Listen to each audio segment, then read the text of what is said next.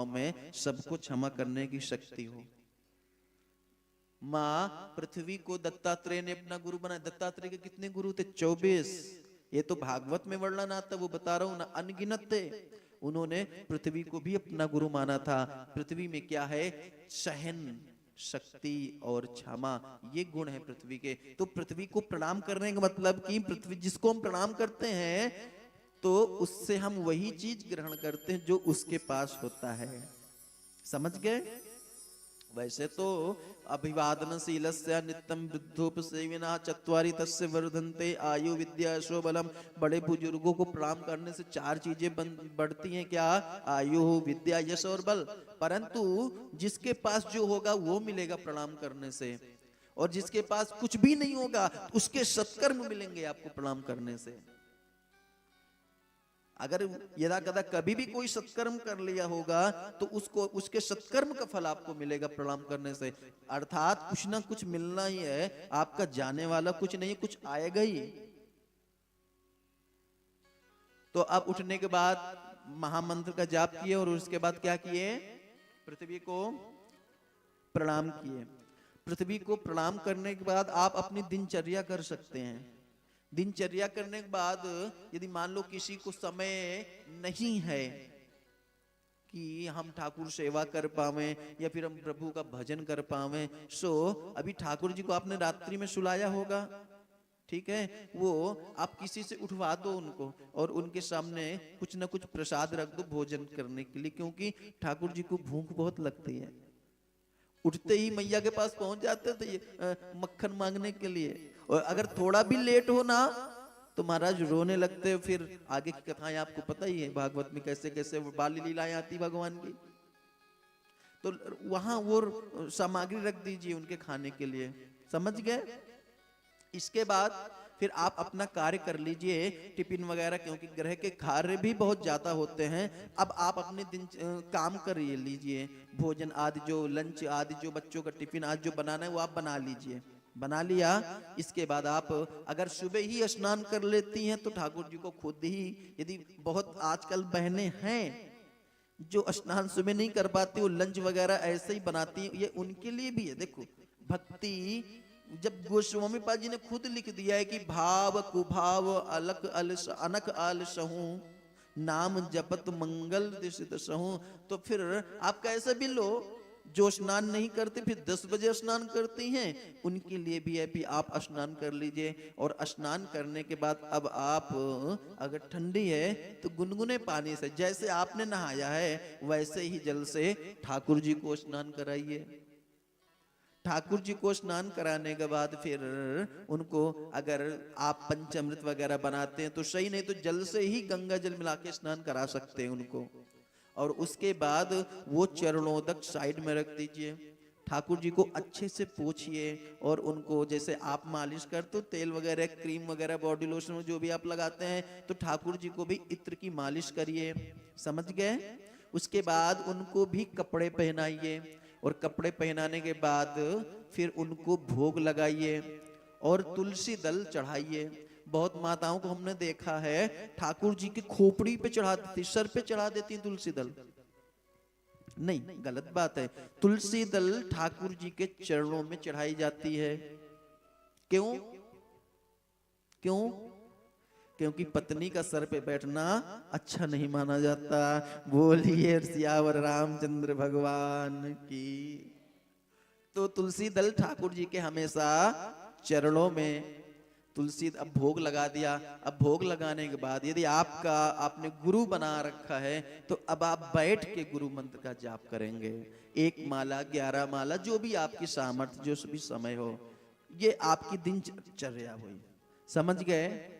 अब कोई एक मैया मुझे बता दो कि रात्रि को सोने से लेकर सुबह जो जो नियम बताएं ये सब कितने लोग फॉलो करेंगे? कल से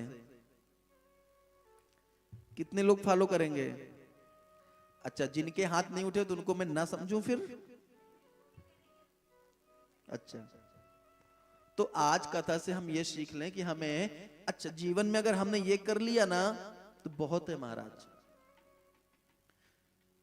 भगवान की कृपा प्राप्ति के लिए तो बहुत है, वैसे भक्ति कभी बहुत नहीं होती। तो हमें ये सब कर्म करने पड़ेंगे। कथा का महत्व भी यही है।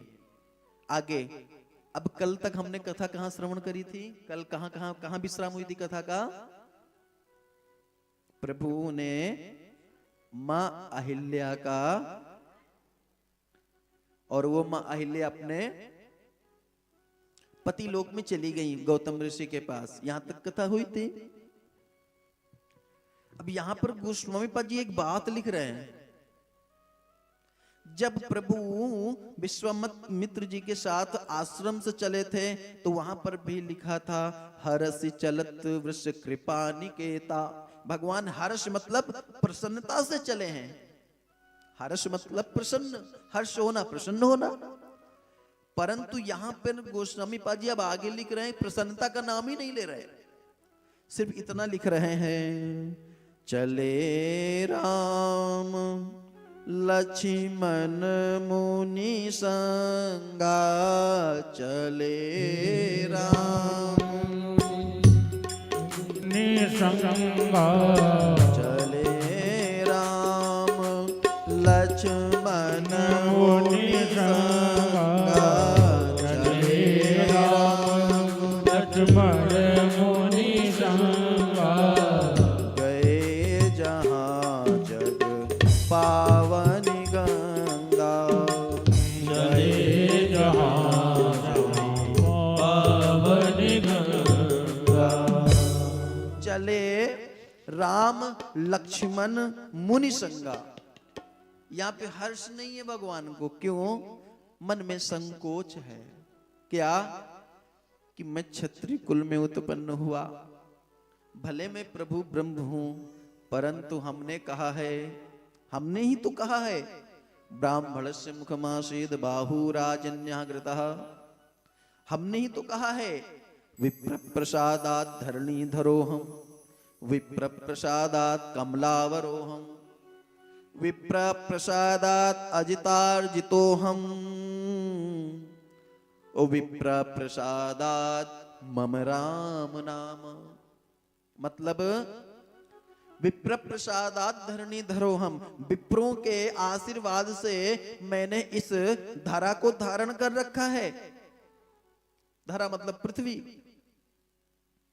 और विप्र प्रसादात् कमलावरोहम, और विप्रों के ही पुण्य प्रताप आशीर्वाद से मैंने कमला का वर्ण किया है। विप्रों के प्रसाद से, आशीर्वाद से ही मैं आज तक अजितार्जितो हूं, अजय हूं। और विप्र प्रसादात् मम राम नामा, विप्रों के पुण्य प्रताप आशीर्वाद से ही मेरा नाम राम पड़ा है। राम नाम किसने रखा था? महाराज वशिष्ठ जी ने तो रखा था। कमलावरोहम क्यों कहा? क्यों? क्योंकि खत लेके ब्राह्मण ही तो गए थे रुक्मणी जी का। तो अब मन में संकोच है कि अब हमने ब्राह्मण की नारी को चरण स्पर्श कराया, अहिल्या को, इस चीज का, इस बात का मन में दुख है, इसलिए हर्ष नहीं है, चले जा रहे थे। विश्वामित्र जी समझ गए। अब विश्वामित्र जी कहां पहुंचे?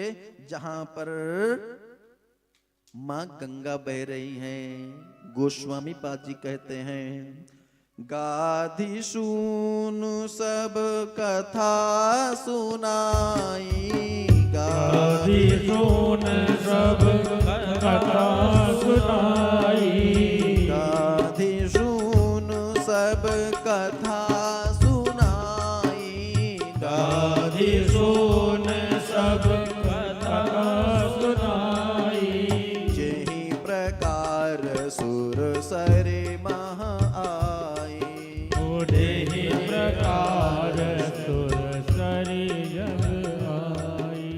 गाधीसून मतलब गाधी के पुत्र महाराज वशिष्ठ विश्वामित्र, इन्हें समझ गए। फिर उन्होंने क्या किया कि भगवान की कथा सुनाने लगे। किसको? प्रभु श्री राम को। क्यों? क्योंकि भगवान की कथा ही समस्त प्रकार के संशयों को दूर कर सकती है, समस्त प्रकार के श्राप से भी मुक्त करती है कथा, और मन में जो चिंता है उसका भी विनाश करती है। इस बात को भोले बाबा खुद कहते हैं माँ पार्वती से। राम कथा कली बिटप कुठारी, राम कथा कली बिटप कुठारी, राम कथा कली बिटप कुठारी। ओ राम कथा करी बिटप कुठारी। सादर सुनोगे रे राजकुमारी, सादर सुनोगे रे राजकुमारी। राम कथा शशि किरण समान।